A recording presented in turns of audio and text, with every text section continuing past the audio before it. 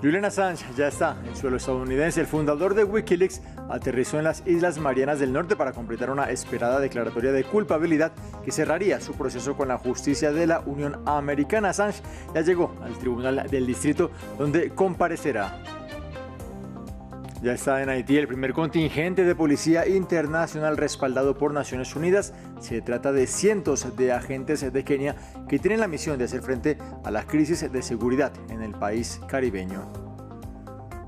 Mientras tanto, hay crisis en Kenia. Miles de personas asaltaron el parlamento en Nairobi y prendieron fuego a parte del legislativo. El país vive una espiral de violencia en el marco de unas protestas contra una reforma tributaria.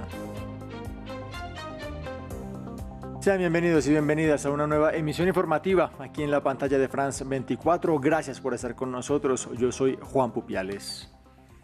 La noticia del día está con Julian Assange, el fundador de Wikileaks, quien es acusado por Estados Unidos de la denominada como la mayor filtración de documentos confidenciales en la historia de ese país. Assange aterrizó en las últimas horas en territorio estadounidense, en las Islas Marianas del Norte, al occidente del Océano Pacífico, y ya llegó al tribunal donde se espera se declare culpable del cargo de conspiración que pesa sobre él por parte de la justicia estadounidense. Veamos un recuento de este mediático caso. Culpable de violar la ley de espionaje de Estados Unidos fue la condición que el periodista y fundador de Wikileaks, Julian Assange, aceptó a cambio de una sentencia de 5 años de prisión. De forma inmediata, Assange salió en libertad, ya que el acuerdo con el Departamento de Justicia estadounidense estipula que el periodista australiano ya cumplió el tiempo comprendido en la sentencia durante los años que estuvo recluido en una prisión del Reino Unido. Así parece llegar el fin de una saga judicial de más de una década que dio la vuelta al mundo. En 2010, el Departamento de Justicia de Estados Unidos abrió una investigación sobre Wikileaks, portal web que tiene el fin de sacar a la luz información oculta a los ojos de las mayorías. La razón, publicar miles de documentos secretos aportados por Chelsea Manning, una analista de inteligencia del Ejército de Estados Unidos. Algunos mostraban casos claros de posibles crímenes de guerra cometidos por Estados Unidos en Irak y Afganistán durante sus campañas militares al principio de los 2000. Assange, como fundador de Wikileaks y máximo responsable de revelar información clasificada de Estados Unidos, buscó asilo en la Embajada de Ecuador en Londres, ciudad en la que se encontraba cumpliendo una libertad bajo fianza por un caso judicial aislado con las autoridades suecas por un supuesto delito de abuso sexual.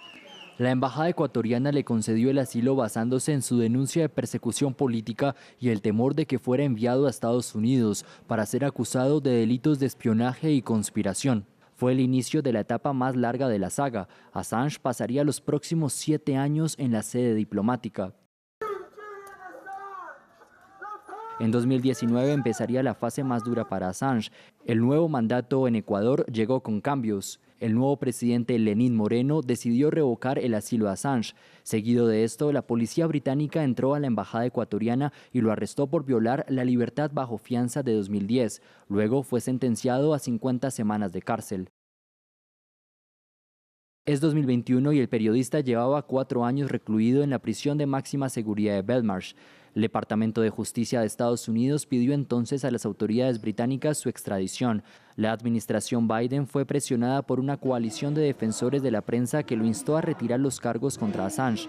Durante el último año, la justicia británica concedió pequeñas victorias al fundador de Wikileaks que le permitieron postergar la extradición a Estados Unidos, hasta el día del acuerdo con la justicia. Vamos a Haití porque comenzó el despliegue de efectivos de una misión internacional destinada a restablecer la seguridad en el país caribeño asolado por la violencia de las pandillas. Un primer contingente de 200 agentes kenianos llegó a Puerto Príncipe. La fuerza multinacional, apoyada por la ONU, fue solicitada por el anterior gobierno de Ariel Henry en 2022. Veamos el informe. Agentes de policía kenianos en Haití. Tras meses de espera, el primer contingente llegó el martes a la capital, Puerto Príncipe. Su misión, intentar restablecer el orden en un país asolado por la violencia de las pandillas. Un objetivo que está en los planes del primer ministro de Haití para celebrar elecciones lo antes posible. Queremos aprovechar esta oportunidad para agradecer a todos los países amigos que han apoyado esta iniciativa. Evidentemente, detrás de la visión, la estrategia y el mandato de este gobierno de transición es restablecer la seguridad del país, que más de 500.000 de personas regresen a sus hogares, relanzar el país y, por supuesto, celebrar elecciones lo antes posible. El pasado mes de octubre, Nairobi obtuvo luz verde de Naciones Unidas para el despliegue de 1.000 policías en una misión multinacional de 1 año de duración, en la que también participarán Benín, Bangladesh, Chad, Bahamas y Barbados. En suelo keniano, la operación dista mucho de contar con un apoyo unánime, en un momento en el que el país está sumido en protestas antigubernamentales. La oposición ha presentado varios recursos para impedir la misión y acusa al presidente de servir a Occidente antes que a su propio pueblo. Una preocupación que va más allá de las fronteras de Kenia, por lo que Amnistía Internacional pide la máxima cautela. Es imperativo asegurar que cualquier acción emprendida por esta misión multinacional, liderada por Kenia y apoyada por Estados Unidos y otros países, cumpla estrictamente con el derecho internacional. Un paso en falso en este ámbito sería devastador para los derechos del pueblo haitiano. En Puerto Príncipe, la misión se recibe con esperanza y temor, ya que casi 600.000 personas están desplazadas en el país, el 80% del cual está controlado por bandas criminales. En 15 días se espera un segundo contingente desde Kenia. Mientras tanto, dentro de sus fronteras, Kenia enfrenta una crisis de violencia. Miles de personas irrumpieron este martes en el Parlamento en Nairobi con un saldo de al menos 5 muertos. Es el ataque más directo contra el gobierno en décadas. Este asalto llegó mientras el legislativo daba su visto bueno a una reforma tributaria que tiene previsto aumentar los impuestos y añadir nuevos gravámenes. Parte del edificio terminó en llamas en medio de esta situación, mientras que el presidente defendió actuar con mano dura contra lo que denominó violencia y anarquía. Hoy, Kenia experimentó un ataque sin precedentes a su democracia, Estado de Derecho y la integridad de sus instituciones constitucionales. Una expresión legítima de los derechos y libertades fundamentales de reunión, manifestación y peticiones de las autoridades públicas por parte de un sector de ciudadanos respetuosos de la ley de la República de Kenia. Fue infiltrado y secuestrado por un grupo de criminales organizados. Cambiamos de tema, actualizamos ahora con noticias sobre la guerra en la Franja de Gaza entre Israel y el grupo Hamas. Los fallecidos en el enclave llegan ya a los 37.658. La Defensa Civil gazatí asegura que un bombardeo de las fuerzas israelíes acabó con la vida de 10 familiares de Ismail Haniyeh, el líder de Hamas. Las tropas del gobierno de Benjamín Netanyahu no confirmaron su autoría de manera inmediata. De otra parte, desde Naciones Unidas insisten en que hay una amenaza de hambruna en el territorio palestino.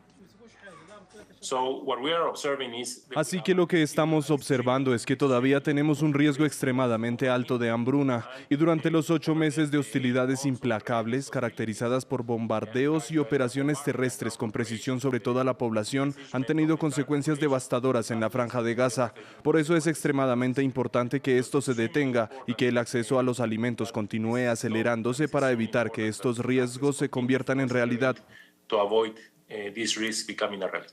En noticias de la región, el Supremo Tribunal Federal de Brasil aprobó despenalizar la posesión de la marihuana para consumo personal.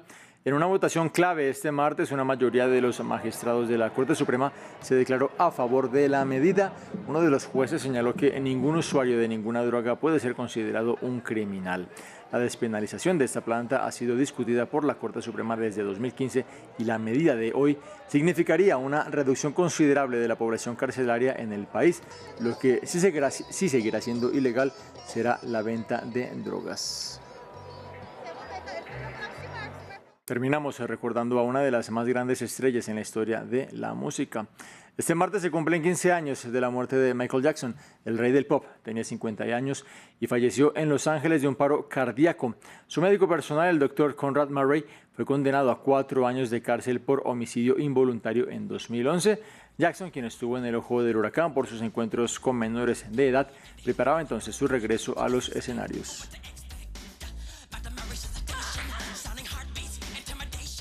Así llegamos al final de esta emisión. En minutos, una nueva actualización aquí en la pantalla de France 24.